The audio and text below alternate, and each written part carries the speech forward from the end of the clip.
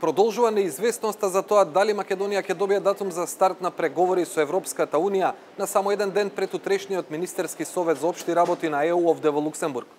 Единствена пречка останува резервираноста на Франција кон процесот на проширување, откако другите скептични држави го сменија пристапот по потпишувањето на договорот меѓу Македонија и Грција.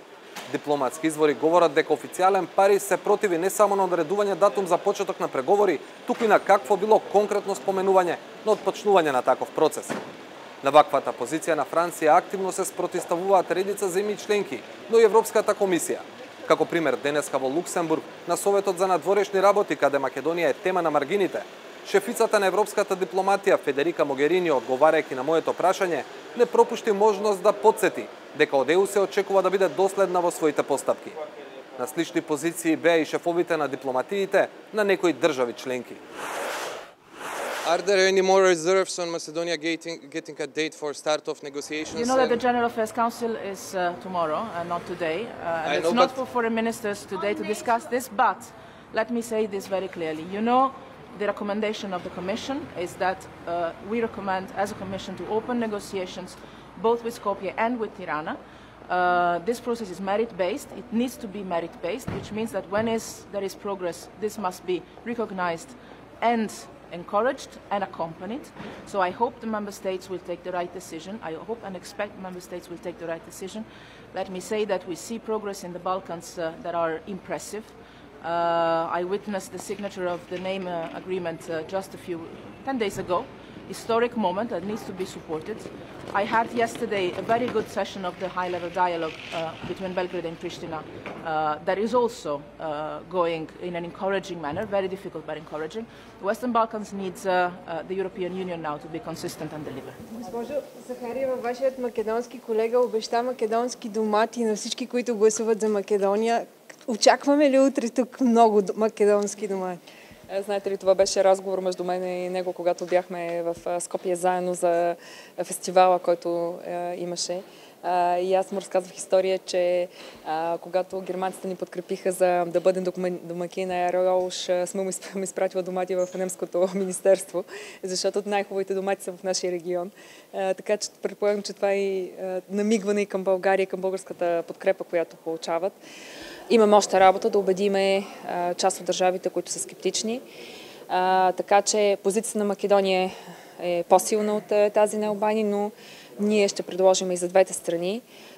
До вечера посланиците ще продължат в Корепер. Знаете колко усилия положи и нашия премиер. Разговаря и в неделя. Използваше тази среща за миграцията с президента Макрон, заедно с премиерът Ципрас и с канцлера Меркел, но има още какво да правим, за да убедиме всички. Но мисля, че първо това са решение на съвета не означава автоматично и веднага. Има много подготвителна работа, която трябва да свършат експертите в комисията, като например тази рамка за преговори, както с преговорна рамка. Така че това няма да бъде веднага. Всичките притеснения, които имат някои от държавите, ще могат да се адресират в този период. Кои са държавите, които трябва да бъдат убедени? Традиционно е така скептичните. Мисля, че Франция трябва да поработиме доста още да убедиме, но така или иначе никой не е против. Въпросът е за тайминга. Така че полагаме всички усилия и се надявам, и не само България, подчертавам, всичките държави застават с много малки изключения за решението да се случи утре. Wir hatten jetzt gerade ein Frühstück mit dem albanischen Außenminister. Es ist, ich würde mal sagen, ich darf hier als österreichische Außenministerin sprechen. Ich kann nicht für alle meine 27 Kollegen sprechen, aber in unseren Augen ist es jetzt nicht eine Frage der Großzügigkeit, sondern es ist eine Frage der Logik. Man hat Albanien und Nordmazedonien, wenn ich es ganz korrekt sagen darf, so wie der neue Staatsname lautet, man hat ihnen gewisse Vorgaben gemacht und gesagt, wenn die und die Kriterien erfüllt sind, wenn eben, um jetzt gerade auch zu Nordmazedonien zu kommen, wenn es zu einer Lösung in dem Namenstreit kommt, dann, wenn Albanien die und die Rechtsreformen macht, Verbesserung der Justizverwaltung etc., dann. Also ich glaube, hier müssen wir einfach um unserer eigenen Glaubwürdigkeit willen einfach auch diese Mechanismen in Bewegung setzen. Und hier hat die Kommission, hier hat Federica Mogherini die Unterstützung Österreichs. Официјално не се зборува за шансите притисокот врз Франција да успее ниту за потенцијалните компромисни варијанти. Она што неофицијално може да се дознае од добро упатен извори е дека една од опциите, можеби најконкретната, е да биде одреден датум за првата меѓувладина конференција, што де факто значи и почеток на преговори, по изборите за Европскиот парламент закажани за мај година. Се оперира со јуни следната година. Другата опција е да се донесе политичка одлука за почеток на преговори, а одредувањето на датумот за првата меѓувладина конференција да зависи од напредокот во реформите и од нов меѓуизвештај на Европската комисија.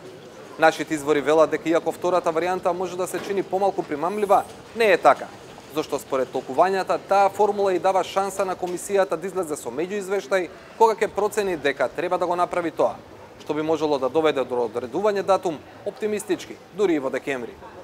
И додека е неизвестно што ќе се случува на планот на ЕУ, состојбата е многу поизвестна кога станува збор за НАТО.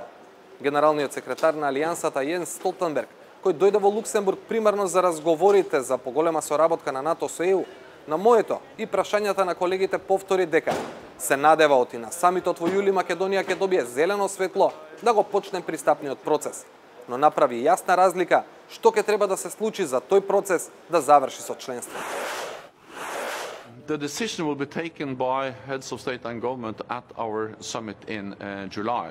But I expect and I hope that the heads of state and government can agree to start accession talks.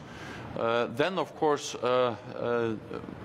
we will only be able to invite the former Yugoslav Republic of Macedonia to become a full member if the agreement is finalized and fully implemented, meaning that we need the full ratification, but also a referendum and a yes vote in a referendum.